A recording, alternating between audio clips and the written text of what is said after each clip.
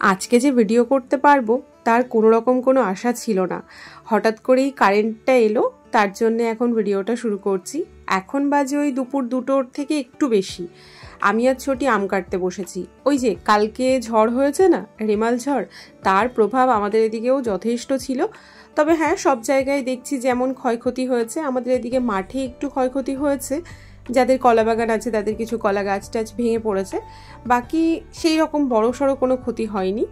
তবে হ্যাঁ, কালকে সারা দিন কারেন্ট ছিল না। আজকেও আশা ছিল না কারেন্ট আসার, তো হঠাৎ করেই দেখলাম যে কারেন্টটা চলে এসেছে। আর আমি কোনো মতে একটুখানি চার্জ করে আগেই ভিডিও করতে শুরু করেছি, কারণ সারাদিনে অনেক কিছুই করে ফেলেছি। ইচ্ছে ছিল সকাল থেকে সব কিছু ক্যাপচার করার, কিন্তু কি করব বলো, ফোনে তো চার্জ ছিল না। আমার কাছে না একটা পাওয়ার ব্যাংক ছিল, কিন্তু আমি পাওয়ার ব্যাংকটা ব্যবহার করি না বলে আমার বরকে দিয়ে দিয়েছি। তবে এখন মনে হচ্ছে একটা কিনতেই হবে। আমাদের এখানে তো সামান্য বৃষ্টিপাত হলেই কারেন্ট চলে যায়, আর কাল তো সারা দিন দমকা হাওয়া হয়েছে। তবে ওয়েদারটা ঠান্ডা হয়নি, জানো তো, যতটা আশা করেছিলাম ততটা ঠান্ডা হয়নি। তবে কালকে রাত্রে আমি ঘরে শুয়েছিলাম, ঘরের মধ্যে যা কাণ্ড ঘটিয়েছি তোমাদের না বলে পারছি না। আমি নতুন যে মশারিটা রান্নাঘরে ব্যবহার করার জন্য কিনেছি, কালকে না খাটের ওপরে আমি ওই মশারিটাকেই টাঙিয়ে নিয়েছিলাম, কারণ কালকে ভেবেছিলাম একটু ঠান্ডা ঠান্ডা ওয়েদার হবে, তাহলে আমি ঘরেই শুয়ে পড়ি। আর রান্নাঘর তো ক্লিন করতে পারিনি, বাসনপত্র সেইভাবেই ছিল, ঘরটা মুছতেও পারিনি। রান্নাঘরের অবস্থা যা তা ছিল সেটা আর ব্যক্ত করার মতন ভাষা নেই। কারণ কালকে কাজ করেছি, সব কিছু ফেলে রেখেছি জলের অভাবের জন্য। একদমই জল ছিল না, কোনো মতে বাথরুমে যাওয়ার মতন একটু জল ছিল, সেটুকু দিয়েই কাজ করছিলাম। তো যেটা বলছিলাম, শোয়ার সময় কম বেশি সবাই জল নিয়ে শোয়, আমিও জল নিয়ে শুই। তবে যবে থেকে রান্নাঘরে শুচ্ছি তবে থেকে জলের জগ নিয়ে শুচ্ছি, আর জগটা মশারির মধ্যেই রাখি। এতদিন ধরে তাই করে আসছি। তো কালকে যখন আমি খাটে শুয়েছি তখনও না আমি জগ নিয়ে শুয়েছি, বোতলে জল ভরিনি। এবার আমি ভেবেছি হয়তো অত বড় খাট আমার লাগবে না, জল পড়বে না। ওমা, কখন যে জগ পড়ে গেছে আমি নিজেই জানি না। হঠাৎ করে আমার ঘুম ভেঙেছে, দেখছি আমার বালিশ ভেজা, তোশক ভেজা, এমনকি খাটের প্লাই পর্যন্ত ভিজে গেছে। এক জগ জল পুরো আমার বিছানায় পড়ে গেছে। আর ওটা দেখে না আমি ভয়ে বিছানা থেকে উঠে পড়েছি। আর ওই যে আচমকা উঠেছি তখন থেকেই না আমার কেমন একটা করছে শরীরের মধ্যে, গা হাত পা কাঁপছে, মাথায় ভীষণ যন্ত্রণা করছে। ওটা দেখে প্যানিক হয়ে গেছিলাম যে এক তো বৃষ্টি হচ্ছে, তার উপরে এই কাজগুলো আমি করেছি, একটু কেমনই যেন হয়ে গেছিলাম। তো যাই হোক, সকালবেলায় উঠে মুডটা খুবই খারাপ ছিল। আর তার উপরে যদি রান্নাঘর রাত্রে ক্লিন করে না রাখতে পারি, সকালবেলার জন্য যদি বাসন থাকে, তাহলে আমার মাথাটা আরোই খারাপ হয়ে যায়। আর আজকে যেহেতু ট্যাঙ্কিতে জল ছিল না, আজ অনেক দিন পর কলপারে বাসন ধুয়েছি।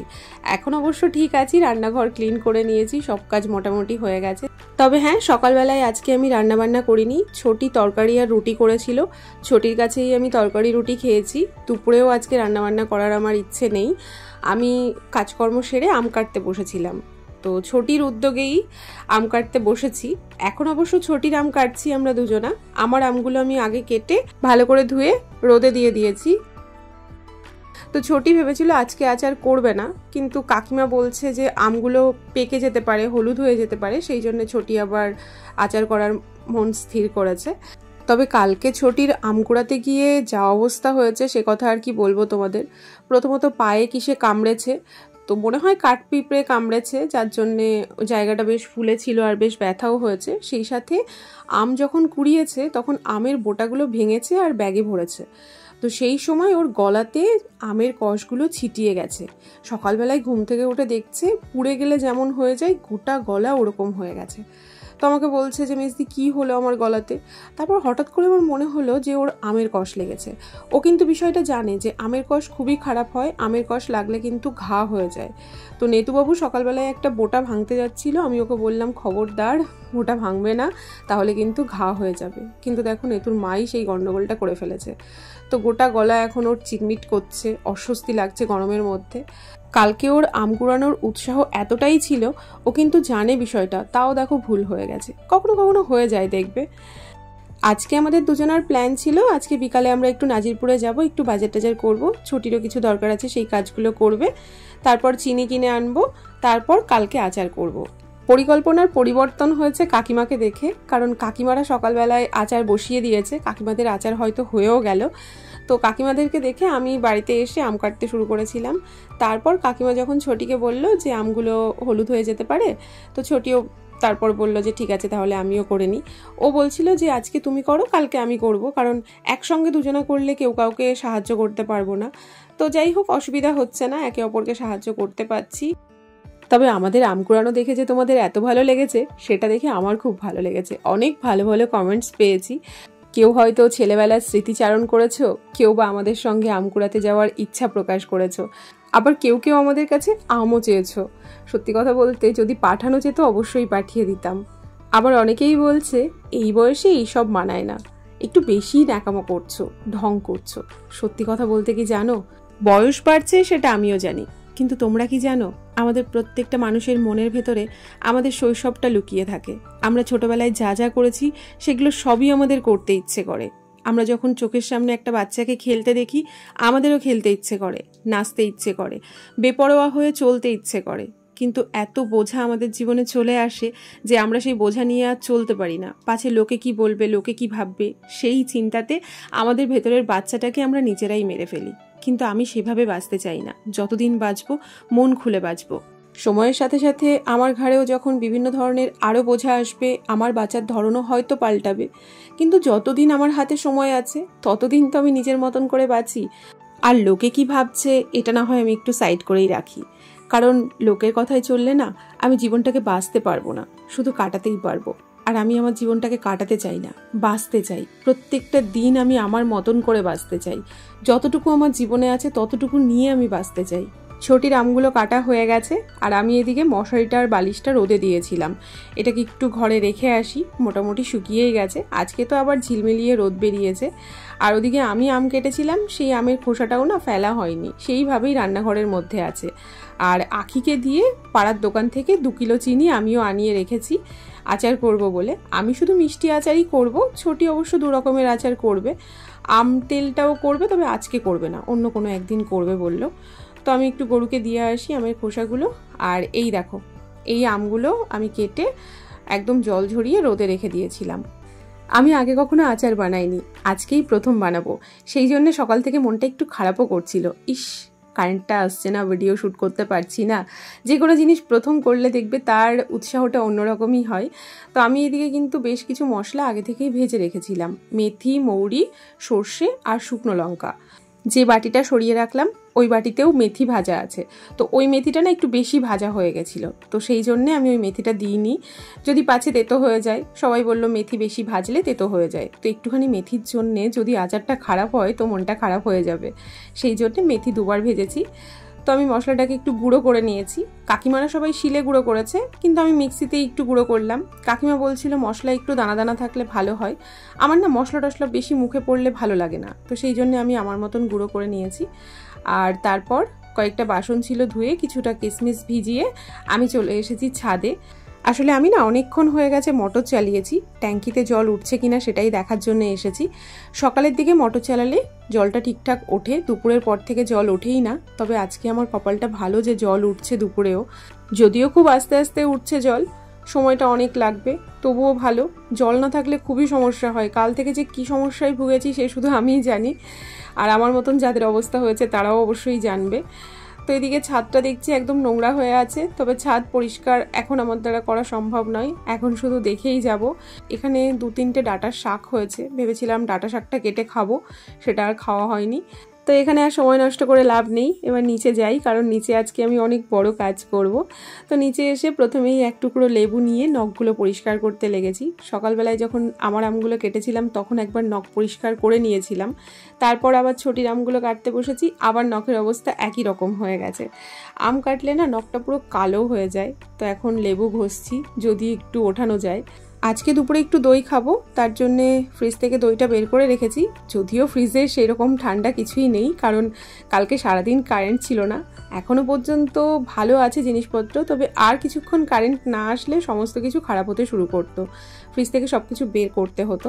দই তো আমি অনেক দিন ধরে বসাচ্ছি, তবে আজকের দইটা একদম ঘন গাঢ় দুধের দই, সেই জন্যে দইটা দেখতেও একটু অন্যরকমই লাগছে, আর খেতেও খুব ভালো লাগছে। তবে কিশমিশ ছাড়া টক দই খেতে আমার ভালো লাগে না বলে একটু কিশমিশ দিলাম। তো এখন টক দইটা খাবো। সেই সাথে এদিকে ছোটিও না টক দই বসিয়েছিল, তো ও আবার দই এনে আমাকে বলছে মেজদি খাবে। তো আমি বললাম না, দই আমি খাচ্ছি, আর দই খাবো না। তো ও ফ্রিজে রাখতে এসেছে। এবার আচারটা বসাবো। অন্ধকার হওয়ার আগে যদি আচারটা হয়ে যায় না তাহলে খুব ভালো হবে। বৃষ্টির দিনে পোকামাকড়ের যা অত্যাচার হয় সে কথা আর কি বলবো। তবে আমার গ্যাসে না একেবারেই জোর নেই, আর এই বড় চুলাটাতে একদমই জোর হচ্ছে না, জানি না কেন, কিছু একটা সমস্যা হচ্ছে। তো আমি কড়াই বসিয়ে বেশ খানিকটা তেল দিয়ে দিলাম। আমি কিন্তু আচার আগে কখনো করিনি, আমি তোমাদের আগেও বলেছি। তবে হ্যাঁ, কাকিমাকে আজকে সকালবেলায় করতে দেখেছি। কাকিমা যেভাবে করেছে আমি সেইভাবেই করার চেষ্টা করছি। তো আমি বুঝতে পারছিলাম না যে কতটা তেল দেব, সেই জন্যে অল্প অল্প করে তেল দিচ্ছিলাম। আর এখন তেলের ওপরে শুকনো লঙ্কা আর কয়েকটা তেজপাতা দিয়ে আমগুলো দিয়ে দিচ্ছি। আমি কিন্তু তেজপাতাটা খুব বেশি ভাজবো না, কাকিমা বলেছে বেশি ভাজলে তেজপাতা ভেঙে যেতে পারে। তো আমার একটু বেশি ভাজা হয়ে গেল মনে হয়। তো যাই হোক, আমগুলো দিয়ে দিয়েছি, এখন নাড়তে চাড়তে শুরু করেছি। তার মধ্যে মণ্ডলবাবু ফোন করেছে। তো এখন ওকে আমি দেখাচ্ছিলাম, এই দেখো আমি আচার করছি। ও তো আমাকে প্রথমে মানাই করছিল যে এসব করার কোনো দরকার নেই। আর ও না এই সমস্ত জিনিস খুব একটা খেতে পছন্দ করে না। অনেকে যেমন পছন্দ করে, ও এসব খুব একটা পছন্দ করে না, কিন্তু তবুও মাঝে মধ্যে খেতে তো সবারই ভালো লাগে, সেই জন্যেই একটু কষ্ট করে করছি। আর আমার যেহেতু লাস্ট কয়েকদিন ধরে ভীষণ গোড়ালিতে ব্যথা হচ্ছে দাঁড়িয়ে থাকলে, সেই জন্য আমি প্রথমে ভেবেছিলাম যে করব না। তারপরে দেখলাম যে আমগুলো নষ্ট হয়ে যাবে, তার থেকে করেই ফেলি একটু কষ্ট করে। তো এখন দিয়ে দিয়েছি একটু পরিমাণ মতন লবণ। আর এখন আমি যাচ্ছি কাকিমাকে ডাকতে। তো আমি ভেবেছিলাম কাকিমাকে ডাকবো না, নিজের মতন করতে থাকবো, কাকিমারও তো কাজ আছে ধরো।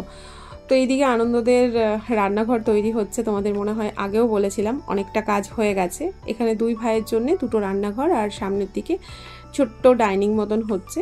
যখন কমপ্লিট হবে তখন তোমাদের দেখাবো ভালো করে। তবে ওদিকে কাকিমা স্নান করছে। কাকিমাকে বলে এলাম স্নান করে তোমার কাজকর্ম সেরে একটু এসো, আমি আচারটা বসিয়ে দিয়েছি, তুমি এসে একটু দেখবে। তো এখন যাই, ওদিকে আচারটা বসানো আছে, আর এদিকে আনন্দ গেছিল গরুকে খাবার দিতে।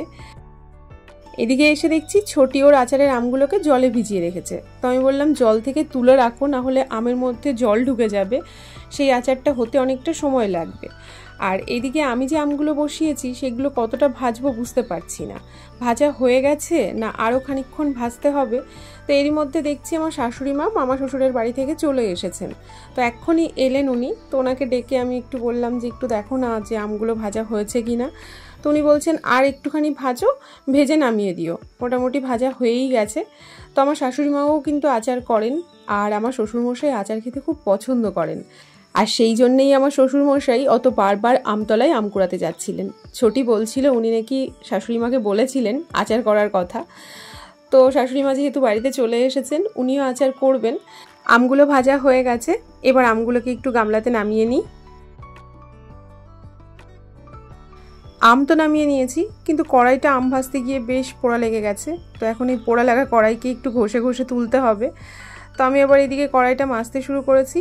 তো কড়াই মাজতে মাজতে এদিকে আবার কাকিমা চলে এসেছে, স্নান করেই কাকিমা চলে এসেছে। চোখ দুটো দেখো কেমন লাল হয়ে গেছে, মনে হচ্ছে পুকুরে স্নান করেছে, কিন্তু না, কলেই স্নান করেছে। তো আমি এদিকে কড়াইটা ধুয়ে আবার বসিয়ে দিলাম। আর এবার কড়াইতে চিনি দিয়ে দিচ্ছি। আমি 2 কিলো চিনি এনেছিলাম, কাকিমা বলল পুরোটাই লাগবে, পুরোটাই দিয়ে দাও। সেই সাথে একটুখানি জল দিলাম। আমার শাশুড়ি মা বলছেন জল দেওয়ার দরকার নেই, আর কাকিমা বলছে জল দাও, কারটা শুনবো বুঝতে পারছিলাম না। তো অবশেষে জল দিলাম, না হলে চিনিটা লাল হয়ে যেত। আর আমার শাশুড়ি মা সিঙ্গারা এনেছিলেন, আমাকে একটা সিঙ্গারা দিয়ে গেছেন, সেখান থেকে আমি অর্ধেকটা নিলাম আর কাকিমাকে অর্ধেকটা দিলাম। তবে আমার মনে হয় আরও খানিকটা জল দিতে হবে চিনিতে। যেমনটা মনে হয়েছে আমি তেমনটাই করেছি। কাকিমাকে বললাম তুমি বাড়ি থেকে খেয়ে দিয়ে তারপরে এসো। তো কাকিমা চলে যাওয়ার পর আমি চিনির মধ্যে আরও খানিকটা জল দিয়েছি। জল না দিলে চিনি গলবে না, চিনিটা পুরো ক্যারামেল হয়ে যাবে। তো সেই জন্য আমাকে জল দিতে হয়েছে। আর এদিকে দেখো আবার চিনির জল না শুকিয়ে গেছে, তো সেই জন্য আবার আমি জল দিয়েছি, কারণ চিনি এতটা, ঘনত্ব এত বেশি, জল না দিলে চিনি গলবে না। আর কাকিমা বলেছে চিনিটা গলানোর পর আমটা দিতে, তো সেই জন্য আমি আবারও জল দিলাম। আর ওদিক থেকে আমার শাশুড়ি বকছে জল দিয়ে চিনির ঝোল করে ফেলো। এবার কাকিমা বলছে জল দিতে আর উনি মানা করছে জল দিতে, কারটা শুনবো আর কারটা শুনবো না বুঝতে পারছিলাম না। তো আমারও মনে হলো যে জল দিলেই ঠিক হবে, সেই জন্য আমি আরও বেশ খানিকটা জল দিয়েছি। আর জল দেওয়ার পর এখন চিনিটা একটু গলতে শুরু করেছে।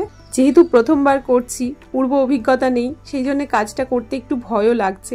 তো কাকিমার কথাই শেষ পর্যন্ত শুনেছি আর কাকিমা খাওয়া দাওয়া করে চলে এসেছে। কাকিমা বলল আমগুলো দিয়ে দিতে, আমগুলো দিলে চিনিটা গলতে থাকবে, সেই সাথে আমগুলো সিদ্ধ হয়ে যাবে।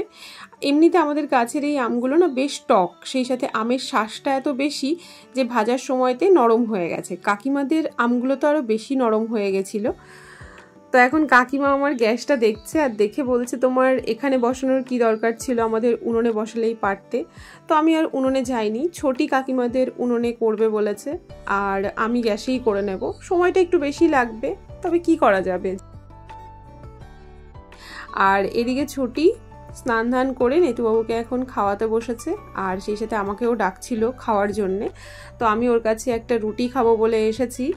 আর এদিকে কাকিমাকে কিছু একটা বলছিল, কি বলছিল আমার মনে নেই, তবে আমি ছোটিকে বললাম একটা রুটি দিতে, ও দিল দুটো। ওর রুটি কিন্তু রুটিই হয়, আমার মতন রোটলা হয় না, বেশ পাতলা পাতলা ছোট ছোট রুটি করে মেয়েটা। আর আমি রুটি পরোটা খেতে খুব পছন্দ করি, লুচি খুব পছন্দ করি না, মাঝে মধ্যে খেতে ভালো লাগে, কিন্তু রুটি পরোটা হলে সারাদিনে ভাত না হলেও আমার চলে।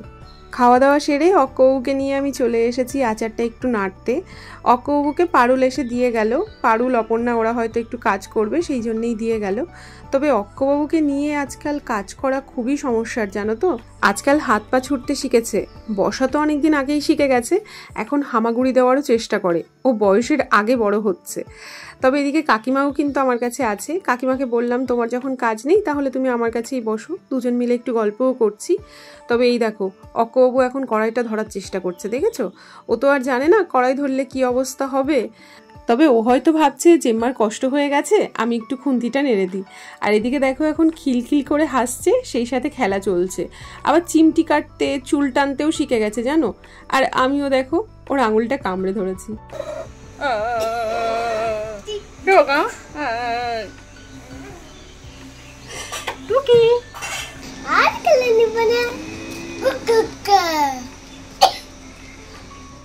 অক্কবাবু নেতুবাবুর সাথেই এতক্ষণ খেলা করছিল আর নেতুবাবুও খেলতে খেলতে হাঁপিয়ে গেছে, তাই একটু জল খাচ্ছে।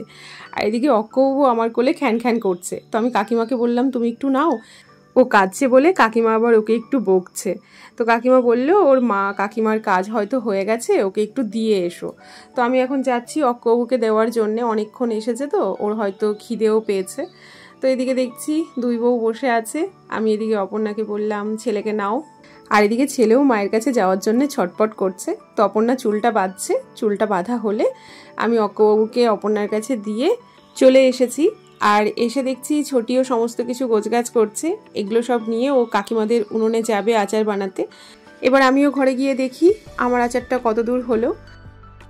আচারটা প্রায় হয়েই এসেছে, সবশেষের মধ্যে মশলা দেওয়া হচ্ছে। কাকিমা বলল মশলাটা দিয়ে দিতে, আমি ভেবেছিলাম আর কিছুক্ষণ এটা টানিয়ে তারপর মশলাটা দেব। তো কাকিমা বলল মশলা দিয়ে দাও, এমনি টেনে যাবে, আর যেহেতু রোদে দেওয়া হবে তখন যেটুকু বাকি আছে সেটুকু টাইট হয়ে যাবে। তো এখন কাকিমা পরিমাণ মতন মশলা দিয়ে দিল, তবে যতটা মশলা করেছিলাম পুরোটা লাগেনি, একটুখানি রেখে দিয়েছে কাকিমা। তো আচার আমার হয়ে গেছে আর কাকিমাকে বললাম তুমি একটু টেস্ট করে দেখো। তবে হ্যাঁ, আরও দুবার লবণ দিতে হয়েছিল, আমটা বেশ টক, সেই জন্যে লবণটা একটু বেশিই লেগেছে, তো সেটা তোমাদের দেখানো হয়নি। তো কাকিমা খেয়ে বললো সব কিছু ঠিক আছে। আর আমি আচারটাকে একটা গামলাতে নামিয়ে নিচ্ছি, আর এই গামলাতে একটু ছড়িয়ে রাখবো, এই আচারটা ঠান্ডা হয়ে যাবে, তারপর আমি এটাকে আপাতত মিটকেসে রেখে দেব। তো চলো এখন যাই দেখি ছোটি ওদিকে কি করছে। আমার তো আচার বানানো হয়ে গেল, আমি ভাবতে পারিনি এত তাড়াতাড়ি হয়ে যাবে, আমি ভেবেছিলাম হয়তো অনেকটা দেরি হয়ে যাবে। সেই সাথে ছোটি কাকিমার কথা শুনে আমার মনে হচ্ছিল আচারটা করতে আমার 8টা-9টা বেজে যাবে। সময় লেগেছে, 2 ঘন্টা মতন সময় লেগেছে, তবে যতটা ভেবেছিলাম তার থেকে অনেক কম সময় লেগেছে। তো এদিকে ছোটিও বসিয়ে দিয়েছে, আর উনুনে যেহেতু বসিয়েছে তাড়াতাড়ি হয়ে যাবে। আমটা ভাজা হয়ে গেছে আর 2টো কড়াইতে বসিয়েছে। তবে ছোটিরও না কড়াই পুড়ে গেছে, মানে উনুনে ভেজেছে তবুও পুড়ে গেছে। আমি ভাবছিলাম হয়তো গ্যাসে ভেজেছি বলে পুড়েছে। সকালবেলায় কাকিমারাও আম ভেজেছিল, কাকিমাদের পোড়েনি কিন্তু আমাদের দুজনারই পুড়েছে। তো কাকিমা বলল যে কড়াই মাজার দরকার নেই, এই কড়াইতেই চিনি ঢেলে দাও, কোনো অসুবিধা হবে না। তো কাকিমা এখানে চিনি ঢেলেও দিয়েছে। তো ছোটি 3.5 কিলো চিনি এনেছে, যেহেতু ওর আমের পরিমাণটা অনেকটা বেশি। ছোটি একটু ঘরে গেছে আর আমি এখন উনুনের পাশে বসে পড়েছি। আসলে নেতুবাবুর হাত পা ধোয়াবে, সেই সাথে একটু সন্ধ্যা দেবে। তো আমি বললাম তুমি সব কাজকর্ম সেরে এসো, ততক্ষণ আমি দেখছি। আর এদিকে দুটো কড়াইতেই কিন্তু চিনি দেওয়া হয়েছে। সেই সাথে আজকে যেহেতু ছোটির আচার বানানোর মন একদমই ছিল না, খানিকটা হুজুগে পড়েই ও করছে, যেহেতু সবাই করছে তাই ও করে নিচ্ছে। তো সেই জন্য ওর আরোই বিরক্তি লাগছিল। আর স্নান করেই মেয়েটা কাজ শুরু করেছে, তো গরমে না আরও অস্বস্তি করছে ওর শরীর। তো আমি বললাম যাও তুমি, আমি আস্তে আস্তে নাড়তে থাকি। তো আমাকে এসে বলছিল যে তোমার কষ্ট হয়ে যাবে, তুমি ওঠো। ওইদিকে চলেও এসেছে। তো এদিকে আমাদের নতুন বউ মানে পারুল মশলা করছিল, তো মশলাটাও ঠিকঠাক করতে পারেনি, ছোটি আবার বসেছে মশলা করতে। তো আমি ছোটিকে বললাম আমি তো মিক্সিতে করেছি, শুধু শুধু শিলে কষ্ট না করে তুমি একটু মিক্সিতে করে নিয়ে এসো বাড়ি থেকে, যেহেতু কারেন্টটাও আছে। তো ভাবছিল হয়তো শিলে হয়ে যাবে, চেষ্টাও করলো, কিন্তু সবশেষে ওকে আবার বাড়িতেই যেতে হলো। মিক্সিতেও মশলা করতে চলে গেছে বাড়িতে। আর আমাকে এদিকে পোকাতে একদম ছেকে ধরেছে।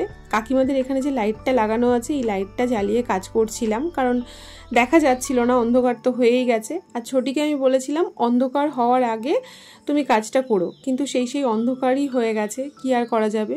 আর এই পোকাগুলো উড়ে উড়ে না দু একটা আচারের মধ্যেও পড়ছে, কত পোকা যে ফেললাম আমি তার কোনো ঠিক নেই। তো এখন আমি আর অপর্ণাই বসে আছি, অপর্ণাই আমার ভিডিওটা করছিল। তবে লাইটটা কিন্তু পরে বন্ধ করে দিয়ে তারপর কাজ করছিলাম, ওই উনুন থেকে আগুন উঠিয়ে দেখছিলাম আর কাজ করছিলাম, এত পোকার অত্যাচার শুরু হয়েছিল। তো এদিকে আচার হয়ে গেছে আর দুটো কড়াইয়ের আচারই একটা গামলাতে নামিয়ে নিচ্ছি। মশলা দেওয়া হয়ে গেছে। আমি যেভাবে করেছি ছোটির আচারও ঠিক সেইভাবেই করা হয়েছে, মানে কাকিমা যেভাবে করে। তবে আমার মাও কিন্তু খুব ভালো আচার করে। এই সমস্ত মশলা আমার মাও দেয়, কিন্তু আমার মা না আচারে একটু জিরেও দেয়। এদিকে ছোটির 1 গামলা আচার তৈরি হয়ে গেছে, ও একটু বেশি করেই করেছে, কারণ ওর মাকেও একটু দেবে। আর পারুলকে বলছিল একটা বাটি আনতে, মানে কাকিমাদেরকে একটু দেবে বলে। তো পারুল বলছিল যে আমাদের তো করেছে, কাকিমাও বলছিল আমরা তো করেছি, দেওয়ার দরকার নেই। তো ছোটি বললে একটুখানি টেস্ট করে দেখবে, সবাই সবারটাই একটু টেস্ট করবে। পারুল আর কাকিমা একটু টেস্ট করে দেখলো আর বলল আচারটা বেশ ভালো হয়েছে। ছোটি আমাকেও খেতে বলছিল, কিন্তু না, আমি এখন আর খাবো না, কারণ আমার রান্নাঘরের সমস্ত কাজ বাকি আছে। আমি আচারটা করেই চলে গেছিলাম, আর এসে দেখছি গ্যাসের চারিপাশে পিঁপড়ে ভর্তি হয়ে গেছে। পিঁপড়ের থেকে মনে পড়লো, তোমরা অনেকেই আমাকে বলেছিলে পিঁপড়ের জন্য ল্যাক্সমান রেখা ব্যবহার করতে। আমি আগে ব্যবহার করতাম, তোমাদের বলার পর আবার একটা কিনে এনেছিলাম। আগেকার ল্যাক্সমান রেখাতে পিঁপড়ে আসতো না, কিন্তু এখনকার ল্যাক্সমান রেখাতে না পিঁপড়ে মানছে না। পিঁপড়ে মনে হয় আমাকে বুড়ো আঙুল দেখিয়ে ওর ওপর দিয়ে দিব্যি চলাফেরা করে। গ্যাসটা মুছে কয়েকটা বাসন ছিল, সেই বাসনগুলোকে ধুয়ে সবে ঘরটা মুছতে গেছি আর অমনি কারেন্ট চলে গেল। তাই লাইট জ্বালিয়ে ঘর দুটো মুছে নিলাম। আর এবার যাব একটু গা ধুতে, এত গরম লাগছে। সকালে স্নান করে নিয়েছিলাম, এখন একবার গা ধুয়ে নেব। ঝড় বৃষ্টি দেখে ভেবেছিলাম এবার হয়তো গরমের হাত থেকে একটু পরিত্রাণ পাওয়া যাবে, কিন্তু কোথায়। ঝড় বৃষ্টি হওয়ার আগে গরমটা একরকম ছিল, আর ঝড় বৃষ্টি হওয়ার পরে গরমটা অন্যরকমই হয়েছে। এখন আরও বেশি অস্বস্তি লাগছে, গা ধুলেও 2 মিনিটের মধ্যে আবার যা তাই। তো আমি 2 কাপ চা করে নিলাম, ছোটি খাবে আর আমি খাবো। এদিকে ছোটিও রুটি নিয়ে চলে এসেছে। চা রুটি খেতে আমার খুব ভালো লাগে। প্রথমে ভাবছিলাম যে বিস্কিট বা মুড়ি দিয়ে খাবো, তো ছোটি বললো মেজদি রুটি আছে। তো আমি বললাম ঠিক আছে রুটি নিয়ে এসো, তাহলে রুটি আর চাই খাওয়া যাবে। এদিকে ছোটি রুটি ধরতে যাচ্ছিল, ওর হাতে লেগে আবার খানিকটা চা পড়ে গেল। তো আমি বললাম আগে খেয়ে নাও, তারপর না হয় পরিষ্কার করা যাবে।